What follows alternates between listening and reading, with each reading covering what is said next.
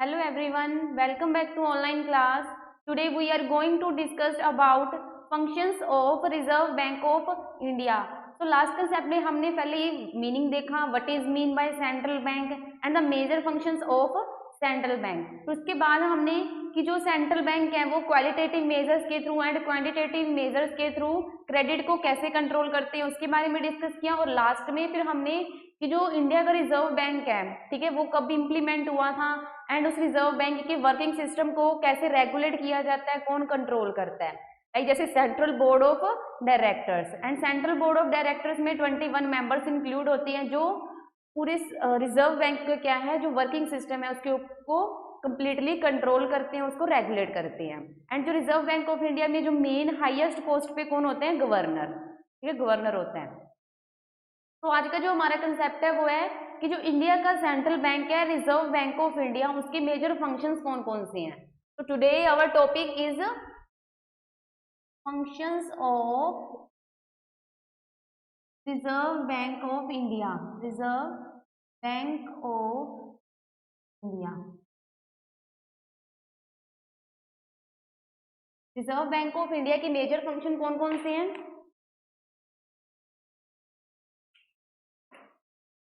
तो first function है issue the currency notes. First function of Reserve Bank of India is issuing the currency notes. Like जैसे कि जो central bank है, ठीक है, पूरी अगर इंडिया का जो रिजर्व बैंक है, ठीक है, वो क्या करता है कि जो भी करेंसी है, नोट्स हैं, उन सबको क्या है इशू करता है ताकि जो इंडियन पीपल्स हैं उनको सफिशिएंट क्वांटिटी में गुड क्वालिटी के जो करेंसी है, नोट्स हैं, वो प्रोवाइड हो सके. ओके. एंड देखो कि जो रिजर्व बैंक ऑफ इंडिया है वो क्या करता है कि इंडिया में कौन कौन सी वो करेंसीज हैं, नोट्स हैं, उनको इशू करता है. लाइक जैसे कि 5 रुपीज, 2 रुपीज, 10 रुपीज, 50 रुपीज, 100, 200, 500, 2000, ठीक है. तो ये सारे जो नोट्स हैं उनको इशू कौन करता है, रिजर्व बैंक ऑफ इंडिया, ठीक है. एंड जो 1 रुपीज का नोट है, ठीक है, तो देखो जो 1 रुपीज का नोट है उसे कौन इशू करता है, ठीक है. जो 1 रुपीज नोट है is issue by ministry of finance, ठीक है. एंड उसपे क्या है जो फाइनेंस सेक्रेटरी हैं उनके साइन भी किए होते हैं, गिवन किए होते हैं. ओके. अब देखो कि जो सेंट्रल बैंक है वो कंट्री में क्या है, अगर कंट्री के जो प्रीवियस नोट्स हैं और उनकी जो सर्कुलेशन है कंट्री में बेटर वे से नहीं हो रही तो उनको वो डिस्ट्रॉय करके न्यू नोट्स हैं उनको करेंसी उनको इशू करते हैं. तो हमारी जो कंट्री की जो न्यू करेंसी है, ठीक है, वो क्या है, रुपीज, ठीक है. एंड जो रुपीज है उसे हम किस साइन से डिनोट करते हैं, दिस, ठीक है. रुपीज का साइन क्या है, सिंबल क्या है, दिस. तो ये हमारी इंडिया की क्या है, करेंसी. क्लियर है. तो मतलब जो रिजर्व बैंक ऑफ इंडिया वो मतलब कि बहुत सारे जो कंट्री में जो करेंसीज हैं, नोट्स हैं, उन सबको क्या है इशू करता है. और देखो कि जो रिजर्व बैंक ऑफ इंडिया है वो अगर न्यू नोट्स इशू करना चाहता है देन उसके लिए उसके पास क्या है, मिनिमम रिजर्व सिस्टम होना, मिनिमम रिजर्व सिस्टम को अडोप्ट करना पड़ता है, ठीक है. मिनिमम रिजर्व सिस्टम क्या होता है, प्रीवियस कंसेप्ट में भी हमने देखा था फंक्शंस ऑफ सेंट्रल बैंक में मिनिमम रिजर्व सिस्टम की जिसमें रिजर्व बैंक को क्या है अपने पास 200 करोड़ रुपीज रखने होते हैं और 200 में से वो 115 गोल्ड की फॉर्म में अपने पास रखते हैं, ठीक है. एंड 85 करोड़ रुपीज क्या है फॉरेन सिक्योरिटी की फॉर्म में अपने पास रखता है. तो इंडिया का जो रिजर्व बैंक है तो उसने जो मिनिमम रिजर्व सिस्टम उसको कब फॉलो किया था, अडोप्ट किया था 1956. तो मतलब सेम फंक्शन है कि जो सेंट्रल बैंक है या इंडिया का रिजर्व बैंक है, ठीक है, वो क्या करते हैं जो नोट्स हैं उनको इशू करते हैं. ओके. एंड नोट्स इशू करने से पहले उन्हें क्या है कि अपने पास मिनिमम रिजर्व सिस्टम अपने पास रखना होता है, मिनिमम रिजर्व सिस्टम को अडोप्ट करना होता है. क्लियर है. अब देखो नेक्स्ट फंक्शन है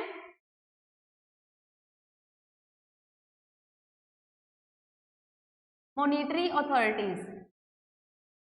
monetary authorities means to say कि जो सेंट्रल बैंक है, ठीक है, रिजर्व बैंक ऑफ इंडिया, इनका जो मेन ऑब्जेक्टिव है वो क्या होता है, the objective of Reserve Bank of India is to regulate and is to implement the monetary policy for the economy of a country, ठीक है, and regulate and control do it. तो मतलब कि जो रिजर्व बैंक है वो क्या करता है, मॉनेटरी पॉलिसी है, ठीक है, monetary policy means money related, ठीक है, मनी की जो ट्रांजैक्शन होती है कि अगर कंट्री में मनी की सप्लाई इंक्रीज है या डिक्रीज है तो कंट्री पे उसका इफेक्ट ना पड़े, इन्फ्लेशन डिफ्लेशन की सिचुएशन ना क्रिएट हो, तो उसके लिए जो रिजर्व बैंक ऑफ इंडिया वो क्या करती है, मॉनेटरी पॉलिसी को इम्प्लीमेंट करती है, ठीक है, ताकि जो कंट्री की इकोनॉमी है उसके ऊपर कोई बैड इफेक्ट ना पड़े, ठीक है, और उसकी डेवलपमेंट हो सके, पॉसिबल हो सके। तो मतलब कि जो ऑब्जेक्टिव है रिजर्व बैंक ऑफ इंडिया का वो क्या है, मॉनेटरी पॉलिसी इंप्लीमेंट करना, ठीक है, मॉनेटरी पॉलिसी को इंप्लीमेंट करना और उसको क्या है, टाइम टू टाइम कंट्रोल करना, रेगुलेट करना। ओके, अब देखो जो रिजर्व बैंक ऑफ इंडिया है वो मॉनेटरी पॉलिसी को इंप्लीमेंट क्यों करते हैं, ताकि कंट्री में जो प्राइस है वो स्टेबल रहे, price stability, and provide loan to productive sector, and provide loan to productive sector. So Reserve Bank of India implement monetary policy for price stability, ताकि प्राइस में इन्फ्लेशन या डिफ्लेशन की situation ना create हो, price stable रहे, and provide loan to productive sectors, और ताकि जो मॉनेटरी पॉलिसी क्यों इंप्लीमेंट किया जाती है, ताकि जो प्रोडक्टिव सेक्टर्स हैं, ठीक है, जहाँ पे गुड्स एंड सर्विसेज उनको गुड्स को मैन्युफैक्चर किया जाता है, सो प्रोडक्टिव सेक्टर्स को गुड्स प्रोड्यूस करने के लिए उनको लोन प्रोवाइड करवाने के लिए मॉनेटरी पॉलिसी इंप्लीमेंट करता है। क्लियर है? सो ये था हमारा second function.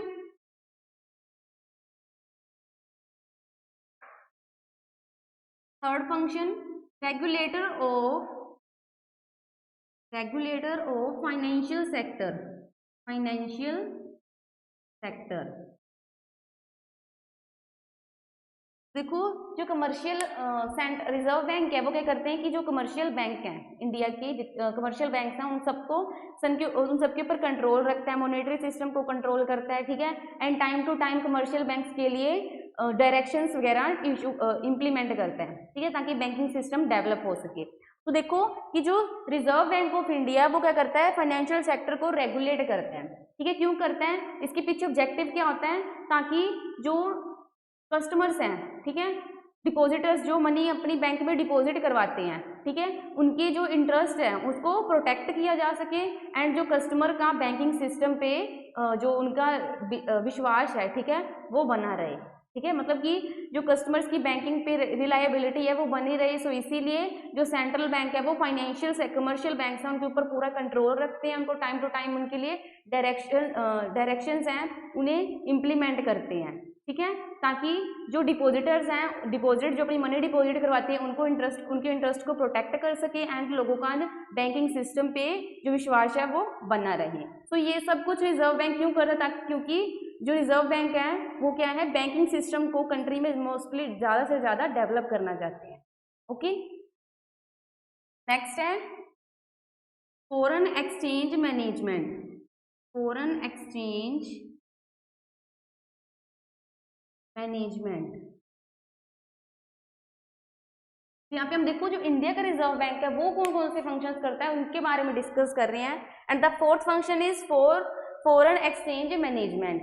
The reserve Bank of India manage the foreign exchange. तो देखो हमने फंक्शंस ऑफ सेंट्रल बैंक में भी देखा था कि जो इंडिया का जो सेंट्रल बैंक है वो क्या करते हैं कि जो फॉरेन करेंसी है, ठीक है, उसको अपने पास रिजर्व करके रखते हैं। तो मतलब कि जो भी हमारी कंट्री से जितने भी एक्सपोर्ट किए जाते हैं तो उन फॉरेन कंट्रीज में जो मटेरियल्स हैं उनको सेंड किया जाता है, देन उससे जो भी फॉरेन करेंसी क्रिएट होती है हमारी कंट्री में, तो वो फॉरेन करेंसी को अपने पास रिजर्व कौन करके रखता है, रिजर्व बैंक, ठीक है। तो मतलब रिजर्व बैंक के पास ये मोनोपोली होती है कि वो जो भी फॉरेन करेंसी हमारी कंट्री में क्रिएट होगी उस फॉरेन करेंसी को वो जो रिजर्व बैंक है वो अपने पास क्या है, रिजर्व करके रखते हैं।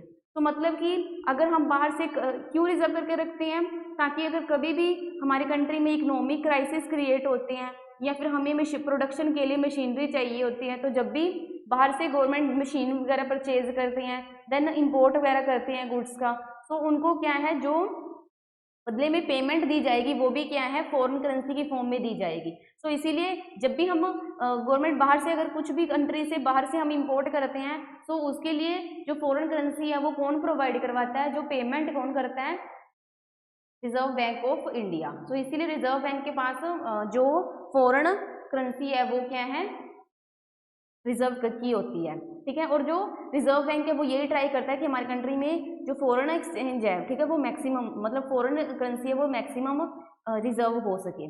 ओके, तो देखो, और जो एक्सचेंज रेट मैंने आपको पहले भी बताया था कि अगर हम फॉरेन की अगर कोई डॉलर $1 परचेज करना चाहते हैं, देन उसके लिए हमें जो इंडिया की कितनी वैल्यू, ठीक है, इंडिया की कितनी मनी की हमें क्वांटिटी देनी पड़ेगी। लाइक जैसे $1 के लिए अगर हमें 72 देने हैं, ठीक है, तो मतलब कि जो रिजर्व बैंक है वो क्या है कि जो एक्सचेंज रेट है, ठीक है, उसको भी स्टेबल रखने का ट्राई करता है, ठीक है। मतलब कि अगर हम $1 परचेज कर रहे हैं तो 72 रुपीज़ का हमें 72 रुपीज़ देने पड़ेंगे, ठीक है। तो इसीलिए क्या है कि अगर हम $1 परचेज करेंगे, इसकी 70 नेक्स्ट टाइम में ऐसा ना हो कि हमें 74 रुपीज़ देने पड़े। तो इसको मेंटेन करने के लिए जो रिजर्व बैंक है वो क्या करता है, डीवैल्यूएशन एंड रीवैल्यूएशन टूल्स को यूज करता है। सो रीवैल्यूएशन डीवैल्यूएशन क्या होता है, ये हम नेक्स्ट कंसेप्ट में, नेक्स्ट चैप्टर जो करेंगे उसमें डिस्कस करेंगे।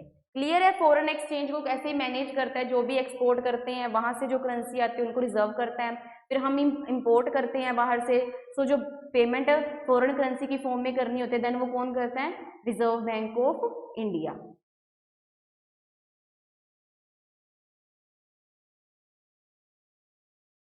नेक्स्ट फंक्शन है development role.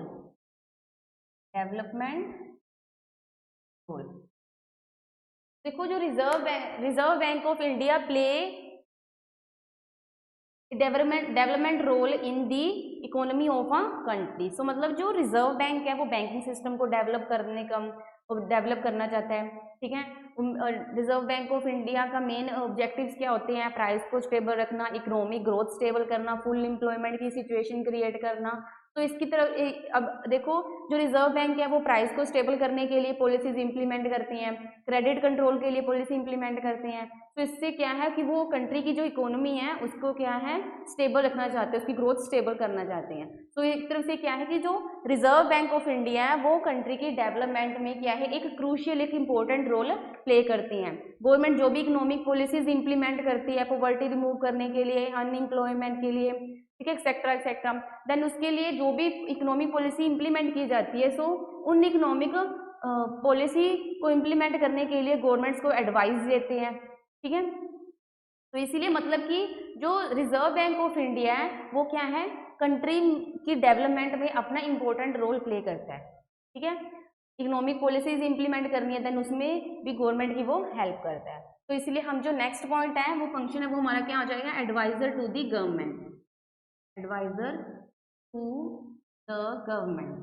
Central bank serve as, Reserve Bank of India serve as a adviser to the government. अब देखो, गवर्नमेंट का एडवाइजर मतलब अगर गवर्नमेंट ने कोई भी पॉलिसी इंप्लीमेंट करनी है, ठीक है, तो क्या गवर्नमेंट को पॉलिसीज इंप्लीमेंट करनी चाहिए इकोनॉमिक ग्रोथ के लिए, तो उससे रिलेटेड जो एडवाइस है वो कौन देते हैं, रिजर्व बैंक ऑफ इंडिया। और गवर्नमेंट ने अगर कोई भी पॉलिसी, गवर्नमेंट देखो, गवर्नमेंट को जिन जिन सोर्सेज से इनकम क्रिएट होती है, जनरेट होती है गवर्नमेंट के पास टैक्सेस के थ्रू, ठीक है, तो उन जो इनकम जनरेट होती है उसको अपने पास रिजर्व करके कौन रखता है, सेंट्रल बैंक।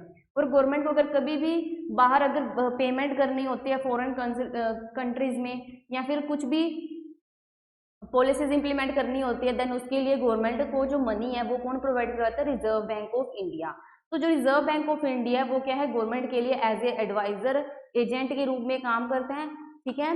एंड गवर्नमेंट को टाइम टू टाइम एडवाइस देता है कि उनको इकोनॉमिक पॉलिसीज इंप्लीमेंट कैसी करनी चाहिए, कौन सी इकोनॉमिक पॉलिसी हमारी कंट्री की डेवलपमेंट के लिए बेनिफिट का रोल प्ले करेगी। Okay, next, banker to the commercial bank, ठीक है।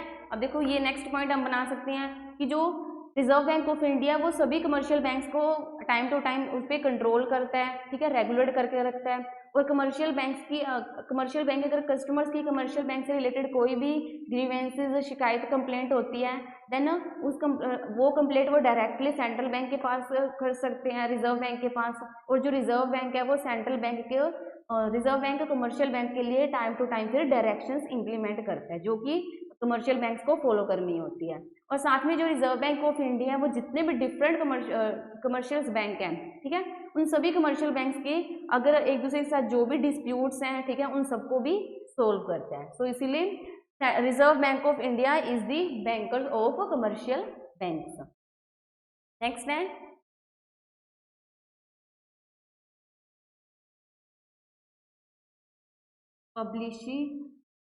publish the information।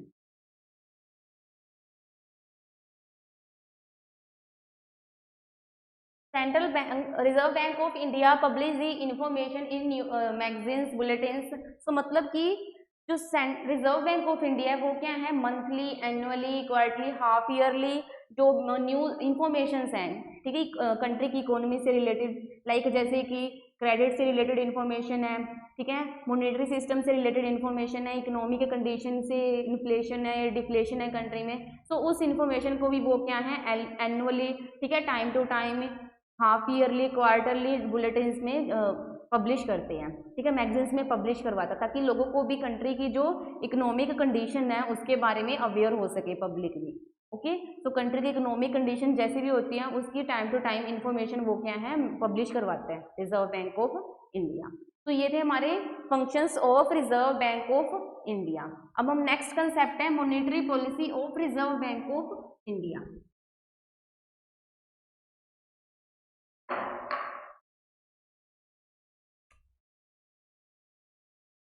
Monetary policy of Reserve Bank of India.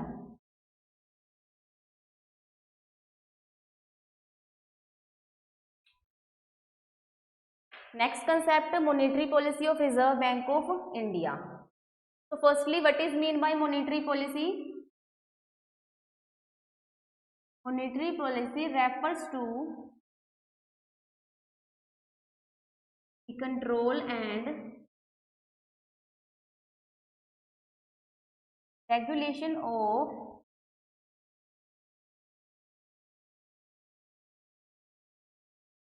money and credit। So what is mean by monetary policy? Monetary policy refers to the control and regulation of money and credit। Monetary policy, अब देखो जो Reserve bank है वो monetary policy implement क्यों करते हैं, ताकि country में जो मनी की सप्लाई है, ठीक है, या क्रेडिट है, उसको क्या है कंट्रोल किया जा सके, रेगुलेट किया जा सके।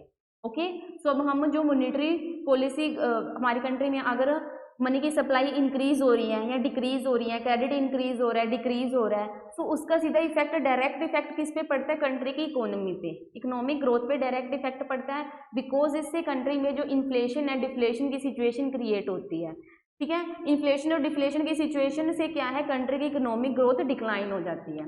तो इसीलिए कंट्री में अगर इकोनॉमिक डिफ्लेशन, इन्फ्लेशन की सिचुएशन क्रिएट ना हो, ठीक है, इकोनॉमिक की जो ग्रोथ है वो कॉन्टिन्यूसली हो, सो इसके लिए जो रिजर्व बैंक ऑफ इंडिया है वो क्या है मनी की सप्लाई एंड क्रेडिट कंट्रोल करने के लिए मॉनेटरी पॉलिसी इंप्लीमेंट करती हैं, ठीक है। तो अब देखो जो टूल्स हैं मॉनेटरी पॉलिसी को इंप्लीमेंट करने के, ठीक है, उनके बारे में हम डिस्कस करेंगे। मतलब कि जो रिजर्व बैंक ऑफ इंडिया है वो मनी की सप्लाई एंड क्रेडिट को कैसे कंट्रोल करते हैं। ओके, तो फर्स्ट है रेपो रेट। रेपो रेट जैसे हमने क्वांटिटेटिव मेजरमेंट्स में किया था, ओके, बैंक रेट। तो रिजर्व बैंक ऑफ इंडिया की जो फर्स्ट टूल है क्रेडिट को कंट्रोल करने के लिए, मनी की सप्लाई को कंट्रोल करने के लिए, वो क्या है रेपो रेट। रेपो रेट क्या होती है? It is the interest rate, it is the interest rate at which RBI means Reserve Bank of India provide loans to commercial bank, loan to commercial bank repo rate क्या होती है, जैसे bank rate में हमने देखा था। So repo rate is the interest rate at which RBI provide loan to commercial banks. तो commercial bank के पास जब कैश नहीं होती है तो वो कहाँ से लोन लेते हैं, रिजर्व बैंक ऑफ इंडिया। तो जिस इंटरेस्ट रेट पे आरबीआई कमर्शियल बैंक को लोन प्रोवाइड करवाती है उसे हम क्या कहते हैं, रेपो रेट, ठीक है। And RBI provide loans to commercial bank in short time period, ठीक है। मतलब कि जो आरबीआई है वो कमर्शियल बैंक को लोन प्रोवाइड करवाती है, वो शॉर्ट टाइम के लिए प्रोवाइड करवाती है, so it is called over night, ठीक है। अब देखो कि अगर आरबीआई क्रेडिट मनी की जो सप्लाई है, क्रेडिट को कंट्रोल करने के लिए, ठीक है, अगर if the RBI control the expansion of credit को कंट्रोल करना चाहती है, अगर जो क्रेडिट है वो इंक्रीज है, एक्सपैंड हो रहे हैं, देन उसके लिए आरबीआई क्या करेगी कि जो रेपो रेट है उसे इंक्रीज कर देगी, ठीक है। इंटरेस्ट रेट है जो रेपो रेट है उसे इंक्रीज कर देती है, ठीक है। क्योंकि रेपो रेट इंक्रीज करने से क्या होता है कि कमर्शियल बैंक अब क्या है, कम लोन लेंगे रिजर्व बैंक से, ठीक है, और उनके पास क्या है, कम कैश होगी, और वो आगे अपने जो कस्टमर्स हैं, कमर्शियल बैंक के जो कस्टमर्स होते हैं, बोरोवर्स होते हैं, उनको भी क्या है, मिनिमम लोन्स वो प्रोवाइड करवाएंगे, ठीक है। सो इससे क्या है, मनी की सप्लाई डिक्रीज हो जाएगी और कंट्री में जो क्रेडिट एक्सपेंशन की सिचुएशन है उसे कंट्रोल कर सकती है। और इसके ऑपोजिट अगर कंट्री में क्रेडिट को एक्सपेंड करना है, देन उसके लिए रिजर्व बैंक क्या करेगी, रेपो रेट डिक्रीज कर देगी, ताकि मैक्सिमम कमर्शियल बैंक्स को लोन प्रोवाइड हो सके। जितना ज़्यादा कमर्शियल बैंक को लोन प्रोवाइड होगा, फर्दर वो अपने कस्टमर्स को क्या है, लोन्स प्रोवाइड करवाएंगे, जिससे क्या है, जो क्रेडिट है वो इंक्रीज होगा। ओके,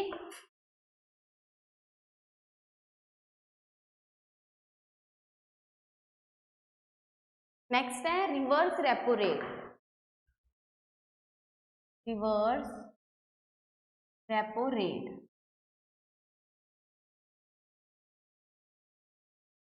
रिवर्स रेपो रेट क्या होता है कि वो इंटरेस्ट, ठीक है, देखो कई बार क्या होता है कि जो कमर्शियल बैंक्स होते हैं उनके पास जो कैश है वो बहुत ज़्यादा होती है, ठीक है, तो वो क्या करते हैं, अपनी कैश का कुछ पार्ट रिजर्व बैंक में डिपॉजिट करवा देते हैं। तो रिजर्व बैंक में जो अपनी कैश का कुछ पार्ट डिपॉजिट करवाते हैं, ठीक है, तो उस कैश के लिए बदले में जो रिजर्व बैंक है वो क्या करता है, कमर्शियल बैंक को इंटरेस्ट प्रोवाइड करवाता है, ठीक है। तो उसे हम क्या कहते हैं, रिवर्स रेपो रेट, ठीक है। तो अगर देखो कंट्री में जो क्रेडिट को कंट्रोल करना चाहता है रिजर्व बैंक, देन उसके लिए वो क्या करेंगे कि जो रिवर्स रेपो रेट है उसे इंक्रीज कर देगा, ठीक है। क्रेडिट को एक्सपैंड होने से कंट्रोल करने के लिए रिवर्स रेपो रेट इंक्रीज कर देगा रिजर्व बैंक ऑफ इंडिया, जिससे कमर्शियल बैंक मैक्सिमम अपनी जो कैश है वो क्या है, रिजर्व बैंक के पास डिपॉजिट करवाएंगे, ठीक है, और कस्टमर्स को कम लोन प्रोवाइड करवाएंगे, जिससे क्या है, जो क्रेडिट है उसे कंट्रोल किया जा सकता है। ओके, एंड इसकी ऑपोजिट सिचुएशन हो सकती है, अगर क्रेडिट डिक्रीज है उसको इंक्रीज करना है, देन उसके लिए जो रिवर्स रेपो रेट है वो कमर्शियल बैंक्स को कम प्रोवाइड करवाई जाएगी, ठीक है, इंटरेस्ट रेट, ठीक है। इसलिए कमर्शियल बैंक जो अपनी कैश है वो maximum reserve Bank of India में डिपॉजिट नहीं करवाएंगे, अपने पास रखेंगे, ठीक है, कैश को मैक्सिमम, एंड लोन्स पे देंगे अब बोरोवर्स को, और इससे क्या है, जो क्रेडिट उनके पास मैक्सिमम क्रिएट हो जाएगा। क्लियर है? So what is mean bye reverse repo rate. Next है CRR, cash reserve ratio and statutory liquidity ratio, SLR। तो what is SLR, statutory liquidity ratio. तो जो भी कमर्शियल बैंक के पास टोटल डिपॉजिट्स होती है, ठीक है, सो उन टोटल कस्टमर्स की, ठीक है, तो उन टोटल डिपॉजिट्स में से जो कमर्शियल बैंक्स हैं उसका कुछ पार्ट अपने पास रखना पड़ता है कैश के फॉर्म में, ठीक है। हमें पता है कि कमर्शियल बैंक्स लोन पे मनी प्रोवाइड करवाती हैं, बट जो कमर्शियल बैंक के पास जितनी भी टोटल डिपॉजिट होती है उसका वो कुछ पार्ट क्या है, अपने पास रखते हैं डेली ट्रांजैक्शन के लिए, ठीक है, ट्रांजैक्शन के लिए भी, और वैसे भी उन्हें अपने पास रखना पड़ता है। ओके, तो ये पार्ट वो जो कमर्शियल बैंक्स हैं वो क्या है, गवर्नमेंट सिक्योरिटीज की फॉर्म में भी रख सकते हैं, कैश की फॉर्म में भी रख सकते हैं, and in the form of gold. Okay, so उसे हम क्या कहते हैं, statutory liquidity ratio. CRR, cash reserve ratio, mean कि जितने भी कमर्शियल बैंक्स हैं उनके पास जो टोटल डिपॉजिट्स होती है उसमें से एक सर्टेन पार्ट, ठीक है, सर्टेन पार्ट क्या करना पड़ता है, उन्हें रिजर्व बैंक के पास रखना पड़ता है कमर्शियल बैंक्स को, तो उसे हम क्या कहते हैं, कैश रिजर्व रेशियो, जो हमने लास्ट कंसेप्ट में भी डिस्कस किया था। ओके, सो ये थी monetary policy of Reserve Bank of India. Same है वैसे तो, बस थोड़ा सा चेंजेस हैं। हमने देखा था कि अगर सेंट्रल बैंक होते हैं कंट्रीज में, वो कैसे क्रेडिट को कंट्रोल करते हैं, ठीक है, मॉनेटरी पॉलिसी इंप्लीमेंट करते हैं। तो यहाँ पे हम पर्टिकुलरली इंडिया की बात कर रहे हैं। इंडिया का जो रिजर्व बैंक है वो क्रेडिट को कैसे कंट्रोल करता है, तो सेम फंक्शंस हैं, बस थोड़ा बहुत इनमें डिफरेंस है। ओके, तो अब हमारा जो central bank functions and credit control का जो लास्ट कंसेप्ट है वो है comparison between central bank and commercial bank. Comparison between central bank and commercial bank.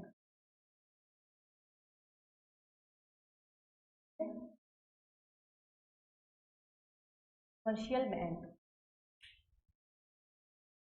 अब देखो जो central bank and the commercial bank play a crucial role in the economy of a country. So मतलब देखो कि किसी भी country की economy में commercial bank and central bank क्या है, क्रूशियल इंपॉर्टेंट रोल प्ले करते हैं। तो अब हम लास्ट कंसेप्ट में commercial bank and central bank के बीच कंपैरिजन करेंगे। ओके, तो फर्स्ट जो हमारा पॉइंट है वो है the main objective of commercial bank is to earn profit. Okay, तो मतलब कि जो कमर्शियल बैंक हैं उनका मेन ऑब्जेक्टिव क्या होता है, मैक्सिमम प्रॉफिट अर्न करना। तो इसीलिए वो क्या है, अपने जो कस्टमर्स हैं उनकी मनी को डिपॉजिट करते हैं, एक्सेप्ट करते हैं एंड फर्दर उन बोरोवर्स को लोन प्रोवाइड करवाते हैं। Okay, whereas the objective of central bank is to control and regulate the banking system. जो सेंट्रल बैंक है उसका मेन ऑब्जेक्टिव क्या होता है कि कंट्री के जो बैंकिंग सिस्टम है, ठीक है, उसको रेगुलेट करना एंड कंट्रोल करना। ओके, सो ये था first difference between central bank and commercial bank. Second है commercial bank provide short term and long term loans to their customers and whereas central bank provide long term and short term loans to the government and the commercial bank means कि जो commercial bank है वो अपने customers को long time period के लिए and short time periods के लिए लोन प्रोवाइड करवाते हैं। ओके, बट जो सेंट्रल बैंक है वो क्या है, कस्टमर्स को लोन नहीं प्रोवाइड करवाते, वो गवर्नमेंट एंड जो ऑल दी कमर्शियल बैंक्स हैं कंट्री में, इकोनॉमी में, उन सभी को लोन्स प्रोवाइड करवाते हैं शॉर्ट टाइम पीरियड के लिए एंड लॉन्ग टाइम पीरियड्स के लिए। नेक्स्ट सेकंड कंपैरिजन, अब हमारा जो थर्ड कंपैरिजन है वो क्या है, commercial banks accept the deposits of the customer to their customer. तो जो सेंट्रल बैंक कमर्शियल बैंक है वो क्या करते हैं, जो भी कस्टमर्स होते हैं, ठीक है, उनकी डिपॉजिट्स को एक्सेप्ट करते हैं। बट जो सेंट्रल बैंक है वो क्या है, डायरेक्ट कस्टमर्स के साथ ट्रांजैक्शन नहीं कर सकते। ओके, ये हमारा third comparison. Fourth, commercial bank follow the directions and monetary policy implement by central bank. ठीक है, सो कमर्शियल बैंक्स क्या करते हैं कि सेंट्रल बैंक ने क्रेडिट कंट्रोल करने के लिए जो भी मॉनिटरी पॉलिसीज इंप्लीमेंट की है, डायरेक्शंस इंप्लीमेंट की है, उनको फॉलो करते हैं। ओके, एंड जो सेंट्रल बैंक है वो क्या रोल प्ले करते हैं, as a adviser to the government. तो मतलब सेंट्रल बैंक गवर्नमेंट के लिए एडवाइजर का रोल प्ले करते हैं। मीन्स कि अगर गवर्नमेंट ने कोई भी पॉलिसीज इंप्लीमेंट करनी है देन गवर्नमेंट को कौन सी पॉलिसीज इंप्लीमेंट करनी चाहिए उसके लिए गवर्नमेंट को एडवाइस देते हैं। ओके, ये था हमारा next comparison between central and commercial bank. तो आज हमने जो लास्ट कंसेप्ट में है उसमें जो कंपैरिजन है central bank and commercial bank के बीच, उसके बारे में हमने डिस्कस किया है। फर्स्टली प्रॉफिट अर्न करना and central bank regulate and control करना banking system. Second, commercial bank short term long term के लिए लोन्स देते हैं कस्टमर्स को, एंड जो सेंट्रल बैंक है वो गवर्नमेंट को लोन्स देते हैं कमर्शियल बैंक को। ठीक है, फिर कमर्शियल बैंक क्या करते हैं, सेंट्रल बैंक ने जो भी पॉलिसीज इंप्लीमेंट की है उनको फॉलो करते हैं एंड सेंट्रल बैंक गवर्नमेंट के लिए एक एडवाइजर का रोल प्ले करते हैं। फिर उसके बाद जो सेंट्रल कमर्शियल बैंक है, ठीक है, उनका डायरेक्ट कॉन्टैक्ट होता है कस्टमर्स के साथ, उनकी डिपॉजिट्स को एक्सेप्ट करते हैं एंड सेंट्रल बैंक क्या करते हैं कस्टमर्स के साथ डायरेक्टली ट्रांजैक्शन नहीं कर पाते। ओके, तो ये हमने मेन जो कंपैरिजन है commercial bank and central bank के बारे में डिस्कस किया। तो आज का ये जो हमारा चैप्टर है central bank functions and credit control complete होता है। अब नेक्स्ट में हम जो कंजम्पशन, नेक्स्ट चैप्टर हम consumption function, investment function, saving function क्या होते हैं उसके बारे में डिस्कस करेंगे। क्या 20th चैप्टर स्टार्ट करेंगे। पहले तो हमने देखो माइक्रो में ये डिस्कस किया था कि इन्वेस्टमेंट क्या होते हैं, what is investment, consumption, saving. ठीक है, बट अब हम क्या है consumption function, saving function, investment functions क्या होते हैं, उनके बारे में वन बाय वन डिस्कस करेंगे। Thank you.